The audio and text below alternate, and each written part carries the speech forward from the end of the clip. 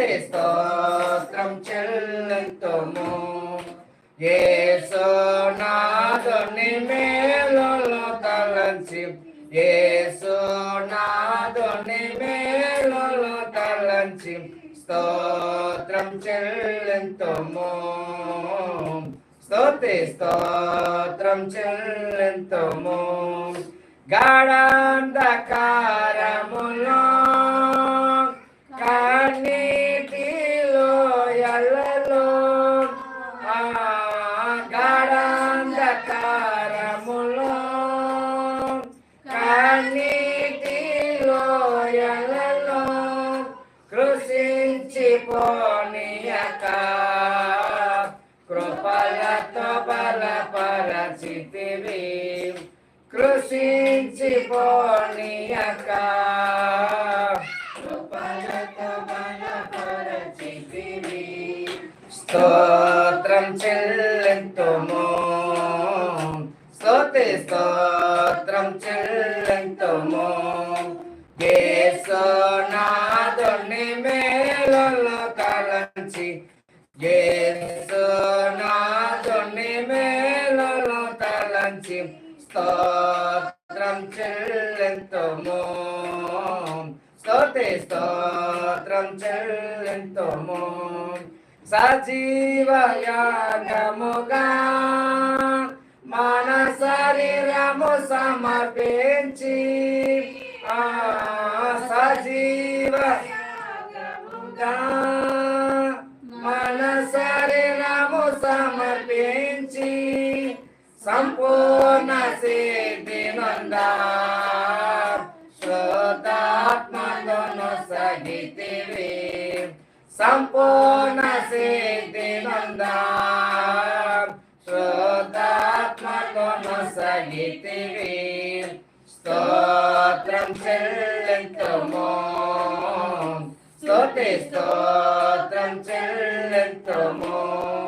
యేసునాథుని మేలులు తలంచి యేసునాథుని మేలులు తలంచి స్తోత్రం చెల్లింతుము. స్తోత్రం చెల్లింతుము. సియోను మార్గములో పలు శోధనలు రాగా సియోను మార్గములో పలు శోధనలు రాగా సాతాను జయించుటకు విశ్వాసముని చితివి. సాతాను జయించుటకు విశ్వాసముని చితివి. స్తోత్రం చెల్లింతుము. స్తోత్రం చెల్లింతుము. యేసునాథుని మేలులు తలంచి యేసునాథుని మేలులు తలంచి స్తోత్రం చెల్లింతుము. స్తోత్రం చెల్లింతుము. సిలువను మోసుకొని సువార్తను చేపట్టి సిలువను మోసుకొని సువార్తను చేపట్టి యేసుని వెంబడింప ఎంత భాగ్యముని చితివి. యేసుని వెంబడింప ఎంత భాగ్యముని చితివి. స్తోత్రం చెల్లింతుము. స్తోత్రం చెల్లింతుము. యేసునాథుని మేలులు తలంచి యేసునాథుని మేలులు తలంచి స్తోత్రం చెల్లింతుము. స్తోత్రం చెల్లింతుము. పాడెద హల్లెలూయా మరణాత హల్లెలూయా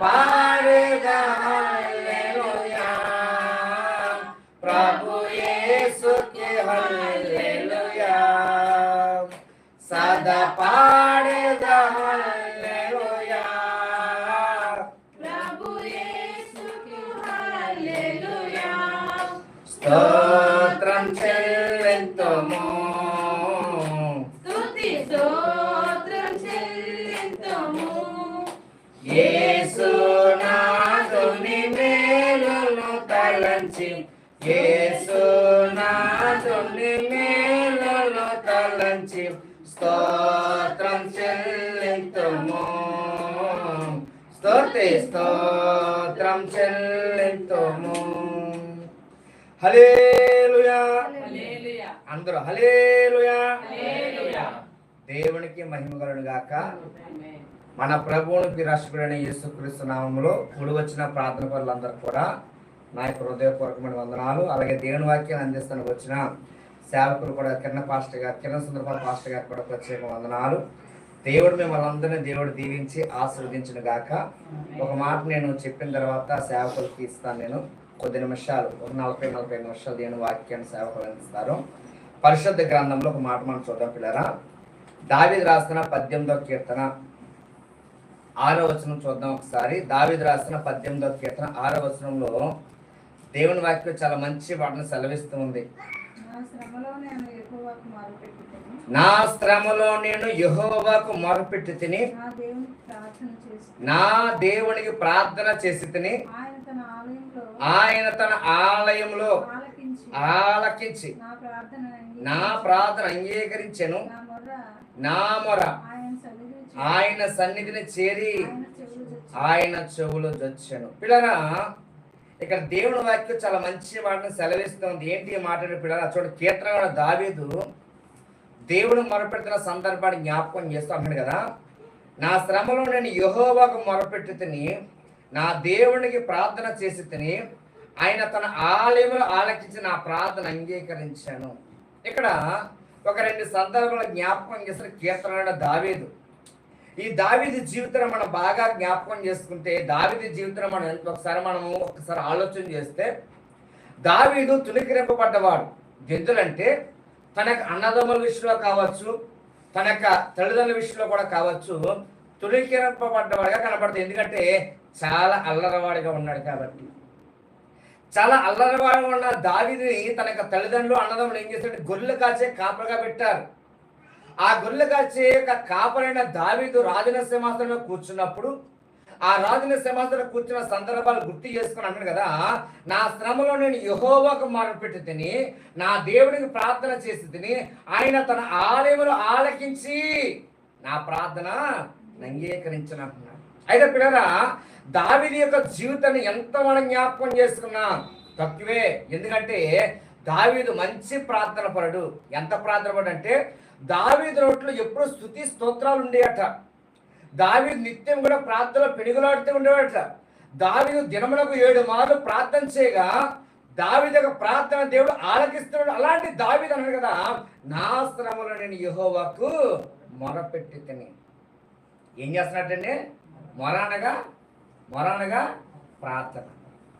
నన్ను కొంతమంది అడుగుతారు, ప్రార్థన అంటే ఏంటండి తెలియని వారు. అప్పుడు అంటాను, ప్రార్థన అంటే దేవునితో మనం మాట్లాడుకోవడం. మన పిల్లలతో మనం ఎలాగైతే మాట్లాడతామో, తల్లిదండ్రులతో మనం ఎలాగైతే మాట్లాడతామో, భార్యతో ఎలాగైతే భర్తతో ఎలాగైతే మాట్లాడతామో, అలాగే దేవునితో మనము ప్రార్థనలో అనగా మనం మాట్లాడేటప్పుడు దాన్ని ఏమంటారు? ప్రార్థన, విన్నపము అనే మాట అర్థమైనప్పుడు, అవునండి ఎలా చేయండి ప్రార్థన అని కొంతమంది అడుగుతుంటారు. మనం మనుషులతో ఎలాగైతే మాట్లాడతామో, దేవునితో కూడా మనం మనస్ఫూర్తిగా దేవుడితో మనం మాట్లాడినప్పుడు దేవుడు మన ప్రార్థన ఆలకించి ఆయన ఆలయంలోంచి దేవుడు మనకు జవాబిస్తాడని నేను చెప్పినప్పుడు అది నిజమేనండి. నిజమే, మనం మాట్లాడుతున్నగా దేవుడు జవాబిస్తాడని కొంతమంది మాట వింటారు. ఎందుకు ఈ మాట జ్ఞాపకం చేసిన పిల్లరా? చూడండి, దావీదుని మనం ఎందుకు జ్ఞాపకం చేసుకోవాలి అని మనం చూస్తే, దావీదు అటండి బ్రతికినంత కాలము కూడా దేవుని మర్చిపోకుండా, దేవుని తుణీకరించకుండా, దేవుని విడిచిపెట్టకుండా దావీదు అటండి దేవుని దగ్గర మాత్రమే గడిపాడట. అందుకన్నాడు కదా, నా ఇష్టానుసరుడైన మనుషుడు అన్నాడు లేదమ్మా. ఎవరిచ్చారు సాక్ష్యము అంటే దేవుడు నిజంగా మోషే గోపుడికి ఇచ్చాడు. అబ్రహాంకో బిరుదు ఇచ్చాడు, దావీదుకో బిరుదు ఇచ్చాడు. అంటే దేవుడు ఒక వ్యక్తిని ఎన్నుకున్నా అంటే ఆ వ్యక్తిని బలమైన కారణం ఉంటేనే దేవుడు ఎన్నుకుంటాడు. అందుకే దావీదు విషయంలో దేవుడు ఏమని సాక్షిస్తున్నాడంటే నా ఇష్టానుసరుడైన మనుషుడు.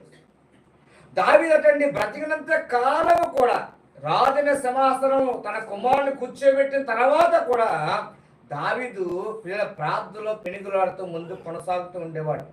అయితే తన కుమారుని సొలొమోను కూడా దావీదు ఏం చెప్తానంటే, ఆయన లోకులందరూ పోయే మార్గం నేను కూడా వెళ్ళిపోతున్నాను కాబట్టి నువ్వు ఎప్పుడు గుర్తుపెట్టుకో, నేను ఒకప్పుడు గొర్రెలు కాచేవాడిని, నేను అరణ్యంలో గొర్రెలు కాచున్న స్థితిని నన్ను గుర్తు చేసుకుంటే, గొర్రెలు కాచే ఉన్న నా స్థితిని, కాపరిగా ఉన్న నా స్థితిని దేవుడు నన్ను గుర్తెరిగి రాజుల సింహాసనాన్ని కూర్చోబెట్టాడయ్యా, నీకేది కావాలన్నా నువ్వు దేవుడి దగ్గర మొరపెడితే దేవుడికి అది అనుగ్రహిస్తాడని సొలొమోనుతో కూడా దావీదు చెప్తూ వచ్చాడు. ఇక్కడ చూడండి, తండ్రి ప్రార్థన పడితే తండ్రి మీద అభిషేక్ కుమారుడి మీద రావాలని చెప్పి దావీదు తన కుమారుని సొలొమోను కూడా చెప్తూ వచ్చాడు. ఎందుకు ఈ మాట మనం జ్ఞాపకం చేసుకుంటున్నాం కదా, నా శ్రమలో, ఎక్కడంటే నా శ్రమలో, ఏమంటే నాకు ఏ సమస్య లేదు, నేను బాగానే ఉన్నాను అనుకున్నాను వీల్లేదట.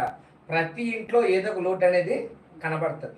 కొంతమంది డబ్బులు ఉంటాయి కానీ మనశ్శాంతి ఉండదు, కొంతమందికి అన్నీ ఉంటాయి ఏదో తెలియని ఒక లోటు అనేది కనబడుతూ ఉంటుంది. అయితే ఈ లోటు మనకు కనబడకుండా ఉండాలి అంటే మనం ఏం చేయాలి, ప్రార్థనలో పెనుగులాడుతూ ఉండాలి. దావీదు ఎలాంటి వాడు, తుణికిరెప్పబడ్డవాడండి, తుణికిరెప్పబడ్డవాడా? హల్లెలూయా. ఒకసారి గట్టిగా చెప్పండి అందరూ ఒక్కసారి. దావీదు తుణికిరెప్పబడ్డవాడా? తుణికిరెప్పబడ్డవాడా? తుణికిరెప్పబడ్డవాడు. దేనికి తుణికిరెప్పబడ్డవాడు? చాలా అల్లరవాడు కాబట్టి తన యొక్క అన్నదమ్ములు తన యొక్క తల్లిదండ్రులు కూడా ఏం చేశారు, గొర్రెలు కాచే కాపరిగా పెట్టారు. ఆ గొర్రెలు కాచే కాపరిగా పెట్టిన దావీదుని ఎవరు చూస్తారంటే దేవుడు చూశాడు. హల్లెలూయా. ఈరోజు మీ అందరూ చేస్తున్న ప్రార్థన, మీరందరూ కాచిన కన్నీరు ఎవరు చూస్తున్నారంటే పిల్లరా, దేవుడు చూసేవాడిగా ఉన్నాడు కాబట్టి. హల్లెలూయా, హల్లెలూయా. ఎప్పుడు మనం బ్రతుకున్నంత కాలము కూడా మనం ఏం చేయాలంటే దేవుని పాదాలు పట్టుకొని మన పెనుగులాడుతూ ముందు కొనసాగే వారిగా ఉండాలి. ఈ మాట నేను చదువు ముగించేస్తాను.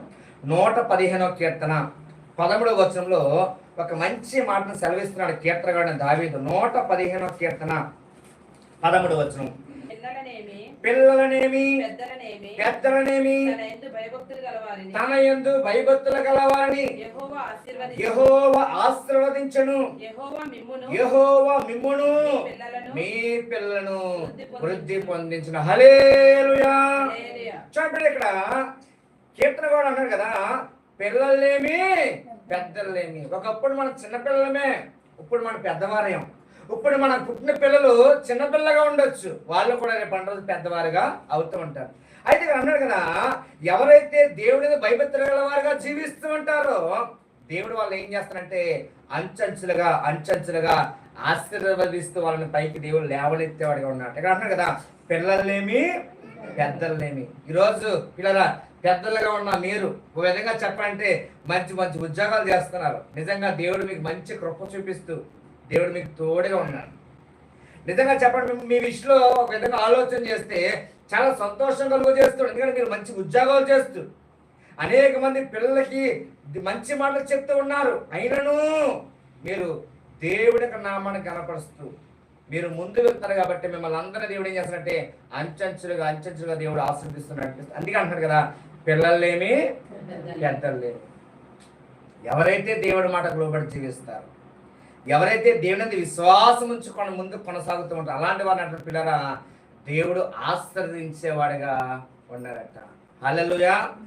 దేవుడు ఎంత ఘోర పాపి ప్రార్థన అయినా ఆలకిస్తాడు. నేను వేల ప్రార్థన ఆలకిస్తాను, వేల ప్రార్థన దేవుడు నేను ఆలకిస్తాను వాడు కానే కాదు. దేవుడు ఎలాంటి వాడు అంటే ఎవరు ప్రార్థన చేస్తున్న దేవుడు ఆలకించేవాడుగా ఉన్నాడు. కాబట్టి పిల్లరా ఈరోజు మనం దీవించబడలేని వారు ఉన్నా, దేవుడు నెరిగినా దేవుడు నరగకపోయినా సరే, ఎవరో ప్రార్థన చేస్తున్నా సరే దేవుడు ఏం చేస్తాడంటే ఆలకించేవాడిగా ఉండి వాళ్ళ పట్ల దేవుడు మేలు చేస్తూ నడిపిస్తూ ఉన్నాడు. పిల్లరా చివరికి మాట చదివిద్దాం. చూడండి, పిల్లలేమి పెద్దలేమి తన ఎందుకు భయభక్తులు గల వారిని యెహోవా ఆశీర్వదిస్తూ వాళ్ళ పిల్లలు ఏం చేస్తారండి, వృద్ధి పొందించేవాడిగా ఉన్నాడట. ఏం చేస్తున్నామా, వృద్ధి పొందించేవాడిగా ఉన్నాడట. పిల్లలకి ఏ విషయంలో కొదువు లేకుండా, తల్లిదండ్రుల మీద ఏ అభిషేకం అయితే ఉంటుందో, తల్లిదండ్రుల మీద ఏ ఆశీర్వాదం ఏమైతే ఉంటారో అదే ఆశీర్వాదం, అదే అభిషేకం పిల్లల మీద కూడా కుమ్మరించబడుతూ ఉంటుంది. అయితే మనము విశ్వాసంతో మన దేవుని మొరపెట్టేవారుగా మనము ఉండాలంటే ఉండకూడదు అంటారండి. అంటే 2 తీలేమండి మన దగ్గర నుంచి. 1 ప్రార్థన, 2 వాక్యం. హల్లెలూయా హల్లెలూయా. 1 ప్రార్థన, 2 వాక్యం. ఈ రెండిట్లకి విలువ కట్టలేం. ఈ రెండిట్లకి మనం విలువ కట్టలేదు. ఎందుకంటే ఈ రెండిట్లకి పిల్లలు దేవుడు విలువ కట్టలేదు. యేసుక్రీస్తు వారే ప్రార్థన చేస్తారు. ఆ ప్రార్థన యేసుక్రీస్తు వారు చేస్తారు కాబట్టి దేవుడు కూడా మనకి ఏమి ఇచ్చాడంటే గొప్ప కృప. మనకి కూడా నిత్యం కూడా ప్రార్థన చేసే భాగ్యాన్ని దేవుడు మనకి ఇచ్చాడు. దావీదు ఎలాగైతే విశ్వాసం మొరపెట్టుగా దావీదు పట్ల ఎలాగైతే దేవుడు మేలు చేశాడు, అలాంటి ఒక ఆశీర్వాదం, అలాంటి దీవెన మీ అందరికీ దేవుడు ధారాళంగా కుమ్మరిస్తూ ఈ మాటలు మీ యొక్క వెనుకలో 100 అంతలుగా ఆశీర్వదించబడిన గాక.